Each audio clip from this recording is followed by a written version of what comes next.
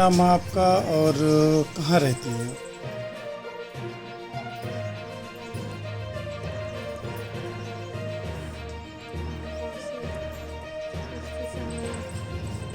अच्छा, अभी ये आपके साथ जो घटना घटी है, ये पूरा मामला क्या था? कब आप अपने पति को लेकर के गई थी लखनऊ, और फिर वापसी में कैसे क्या हुआ?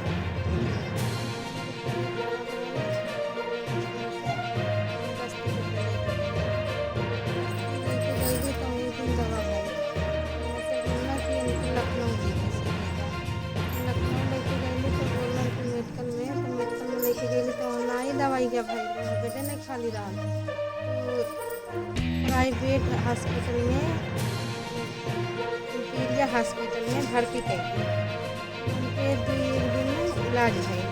पैसा से दिक्कत हो बोले कि हमें तो छुट्टी दे दा घर पर लेके जावे संपत्ति पर एक लेडी से लड़की रही उन्हीं से नंबर ले ली।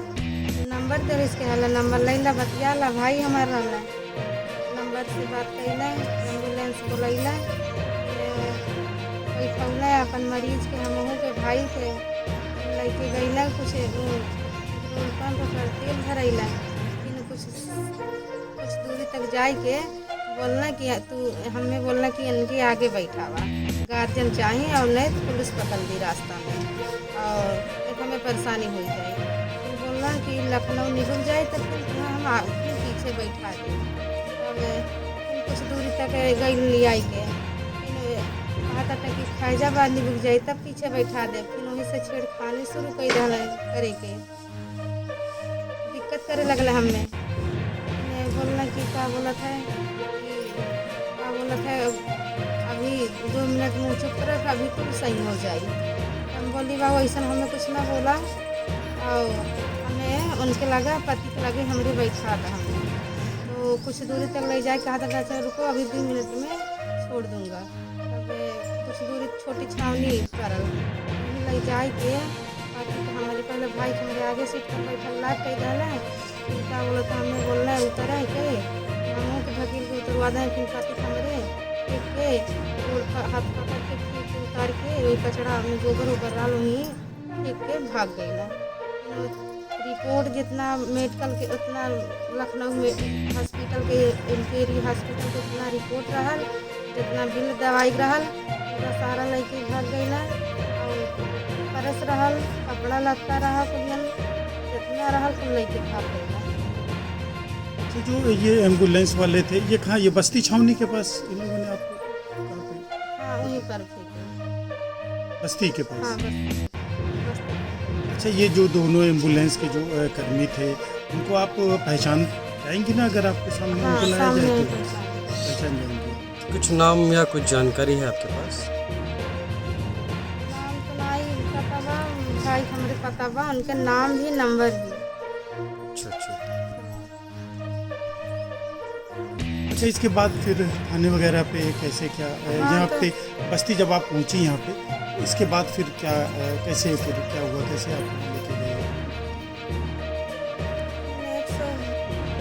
ग्राम गुनाहताल पोस्ट सिहनिया थाना क्षेत्र वासी जनपद सिद्धार्थनगर के पीड़िता के द्वारा थाना गाजीपुर पर एक तहरीर दी गई जिसमें बताया गया कि इनके पति का इलाज इम्पीरिया न्यूरो हॉस्पिटल गाजीपुर थाना क्षेत्र में चल रहा था। कुछ कारणों में से अपने पति को अपने घर ले जाना चाहती थी। इस दौरान एम्बुलेंस करके घर ले जाते वक्त रास्ते में एम्बुलेंस के चालक और उसके साथी के द्वारा इनके साथ छेड़छाड़ की घटना की गई। इसके अलावा इनके जो बीमार पति हैं उनको जो ऑक्सीजन सपोर्ट लगी थी उसको निकाल करके बाहर फेंक दिया गया, साथ ही इनके पति को भी बाहर भेज दिया गया। इस घटनाक्रम में उनके द्वारा डायल 112 पर फ़ोन किया गया तो जनपद बस्ती की डायल 112 की फोर्स भी आकर के पूछताछ करते हुए पति के इलाज के लिए इनको गोरखपुर ले जाने के लिए कहा गया, जहां गोरखपुर ले जाने पर इनको इस बात की जानकारी हुई कि इनके पति की मृत्यु हो चुकी है।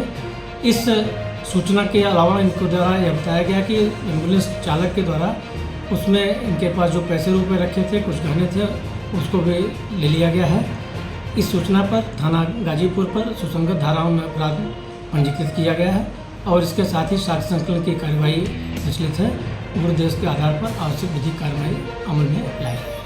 बेटा क्या नाम आपका, कहाँ रहते हैं? मेरा नाम अनूप है, मैं जिला सिद्धार्थनगर में रहता हूँ।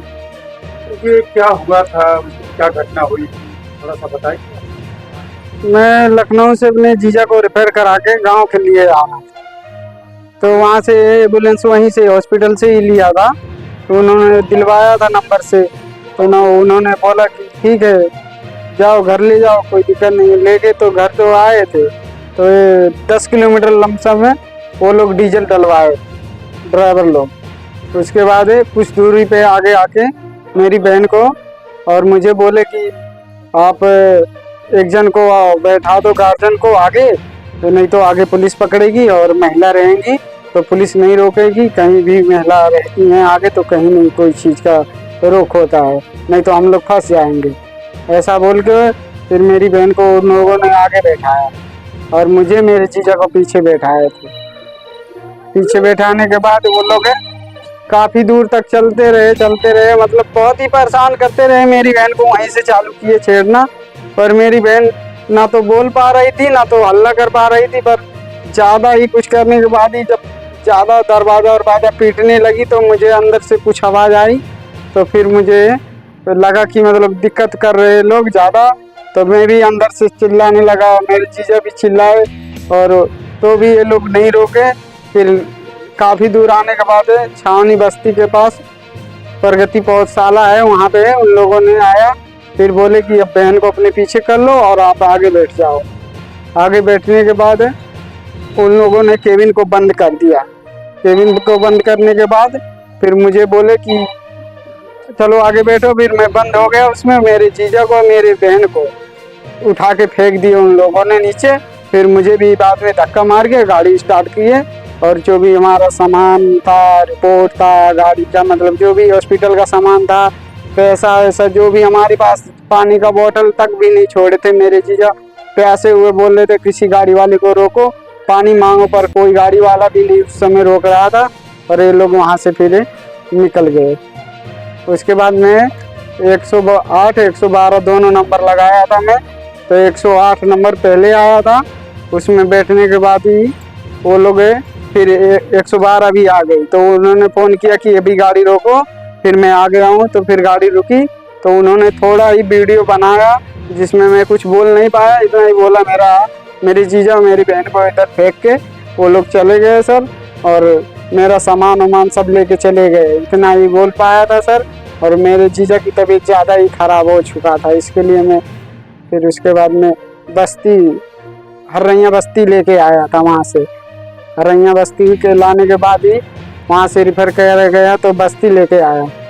बस्ती लाने के बाद फिर वहाँ से 11:30-12 बजे रिफ़र कर दिया गोरखपुर के लिए। फिर उसके बाद मेरे जीजा को वहाँ पे जब तक ले गए, एडमिट करवाए गोरखपुर में, कराने के बाद ही 8-8:30 बजे तक मेरे जीजा की देहांत हो गई। अच्छा, ये जब आप लोग जो है यहाँ से लेकर के गए जी यहाँ पे बस्ती लेके क्या वहाँ पे, तो जो पुलिस वाले थे इनसे आपने कुछ एम्बुलेंस वालों को रोकने का कोई प्रयास किया?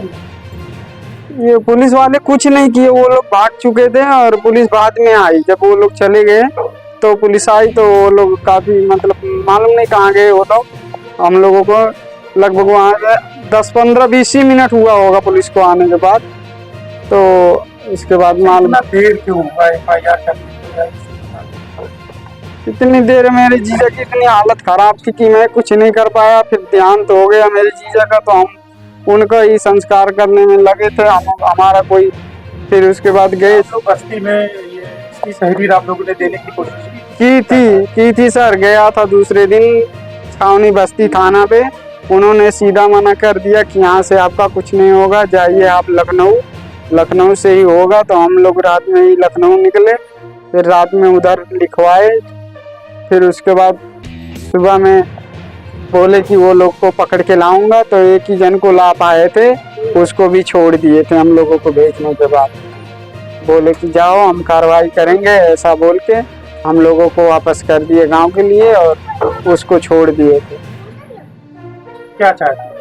ना चाहते हमारा हमारी बहन के साथ जो गलत हुआ है हमारे साथ भी गलत हुआ है। हमारे जीजा को उठा के ऐसे फेंक दिए जैसे कोई कचरा फेंक रहा।